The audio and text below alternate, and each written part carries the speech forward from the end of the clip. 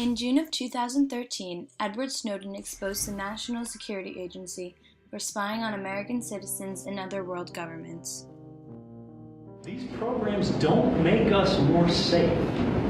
They hurt our economy, they hurt our country, they limit our ability to speak and think and live and be creative. And there's a far cry between legal programs, legitimate spying, legitimate law enforcement, where it's targeted, it's based on reasonable suspicion, individualized suspicion, and a warranted action, and sort of dragnet mass surveillance that puts entire populations under sort of an eye that sees everything, even when it's not needed.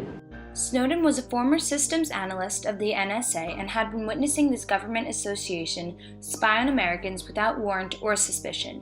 He first leaked information in an interview with The Guardian by exposing the NSA for paying Verizon to hand over phone records of millions of Americans. Barack Obama defended the program. I think it's important to recognize that you can't have 100% security and also then have 100% privacy and zero inconvenience.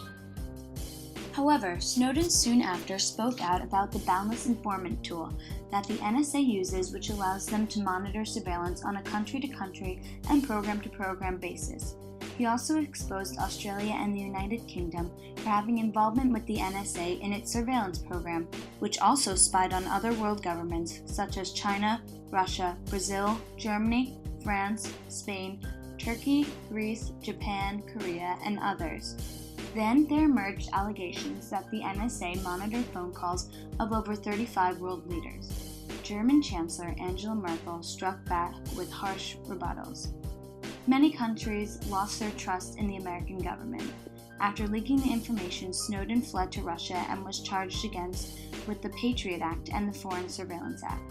The UN and EU launched a review of accusations against the U.S. government and found over 2,776 violations.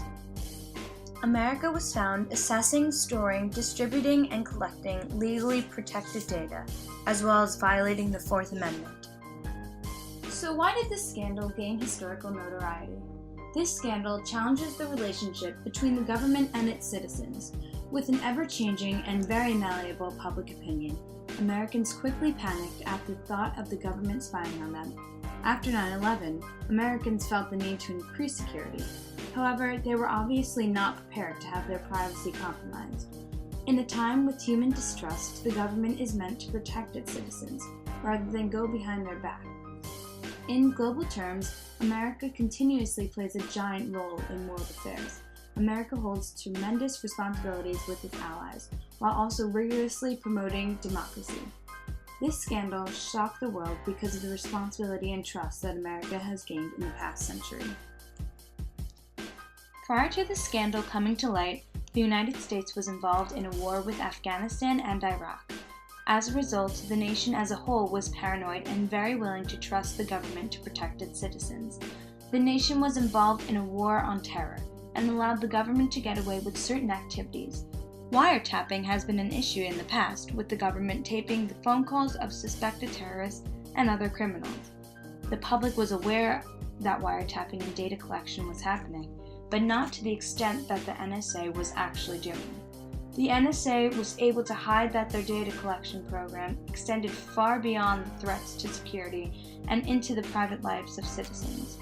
It was also easy for the NSA to get away with this for so long because its actions were being loosely monitored.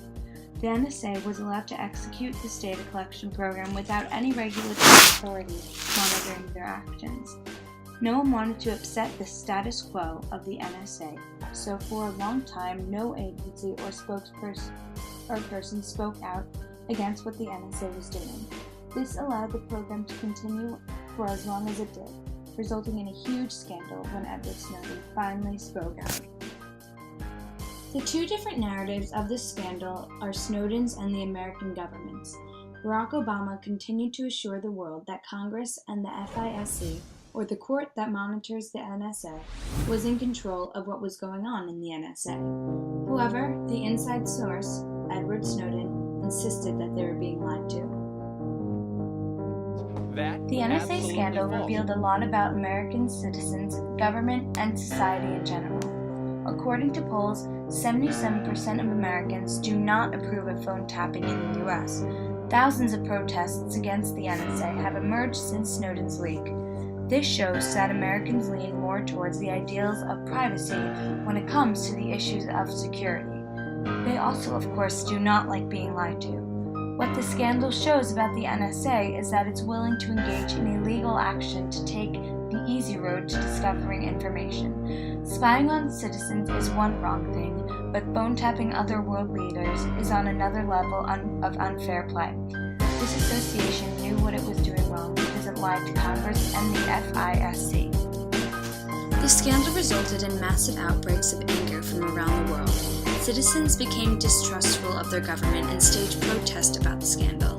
People began to change the way they used the internet by changing search engines, updating security software, and encrypting their computer data. The NSA became defensive of its actions and tried to modify the story to lessen the public outrage by saying that its actions were legal by their own secret court. However, if their actions were legal, why were they trying to hide them? The president also tried to lessen the public outrage even though he was lied to. The scandal is still very current, so political and social changes are occurring every day. Until the scandal is no longer a current topic, there's no telling what the full extent of the changes will be. In conclusion, this scandal demonstrates the world's desire for privacy outweighing the value of safety provided by the government, both in the eyes of the people and in their government. In direct relevance to the United States, this has exposed the lack of communication between government organizations and perhaps a complete disregard for the actions of these organizations in order to allow such an event to occur and continue for so long. You may notice that this scandal is still being reported in the news, but the final lesson is evident. Truth is hard to earn back, and the NSA might have lost that in the government, the people, and America's allies.